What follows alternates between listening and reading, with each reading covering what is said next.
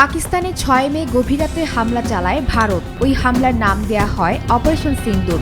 Target ছিল পাকিস্তানের সীমান্ত গলিয়ে ঢুকে পড়া, কিন্তু কিছুতেই সেই সীমান্ত অতিক্রম করা সম্ভব হয়নি ভারতের।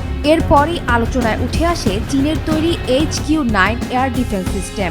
রাশিয়ার S-300 আদলের এই প্রযুক্তি পাকিস্তান কিনেছিল তাদের আকাশ প্রতিরক্ষা আধুনিক করতে। চীন পাকিস্তানের যৌথভাবে তৈরি এই এয়ার ডিফেন্স সিস্টেম যুদ্ধক্ষেত্রে কতটা কার্যকর, সেই আলোচনা চলছে ব্যাপকভাবে।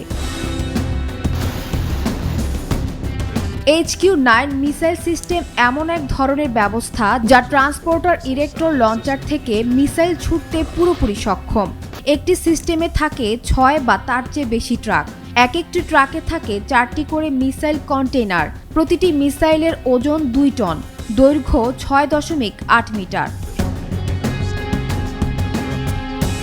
শত্রুর যুদ্ধবিমান, cruise missile, air to surface missile ও ছোট ব্যালিস্টিক মিসাইল ধ্বংসে সক্ষম এই প্রতিরক্ষা সিস্টেমটি।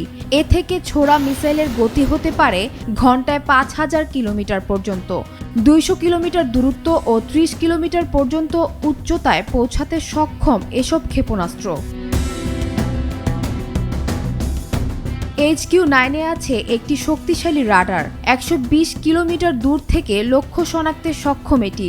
একসঙ্গে প্রায় ১,০০০ টার্গেট ট্র্যাক করতে পারে এই রাডার, সক্ষম একই সময়ে ৫০টিরও বেশি লক্ষ্যবস্তুতে হামলা চালানোয়। ১৯৮০-এর দশকে এই এয়ার ডিফেন্স সিস্টেম তৈরির কাজ হাতে নেয় চীন। ২০০৯ সালে চীনের বার্ষিক সামরিক প্যারেডে প্রথম প্রকাশ্যে আনা হয় এই যুদ্ধাস্ত্র। যুক্তরাষ্ট্রের প্যাট্রিয়ট ও রাশিয়ার S-300 অনুকরণে তৈরি করা হয় এই প্রতিরক্ষা ব্যবস্থা। এদিকে চীনের তৈরি এই প্রতিরক্ষা সিস্টেম পাকিস্তানের কোনো কাজে আসেনি, এমনটাই দাবি করছে ভারত।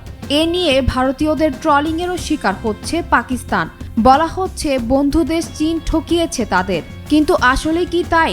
ভারতের আক্রমণের পর ৩টি রাফাল, একটি Su-30 MKI, একটি MiG-29 ফালক্রাম ও একটি ড্রোন ভূপাতিত করার দাবি করে পাকিস্তান। তাই ধোঁয়াশা থেকেই যায় চীনের তৈরি এ প্রতিরক্ষা ব্যবস্থা নিয়ে। সানজানা তাবাসসুম, বৈশাখী সংবাদ।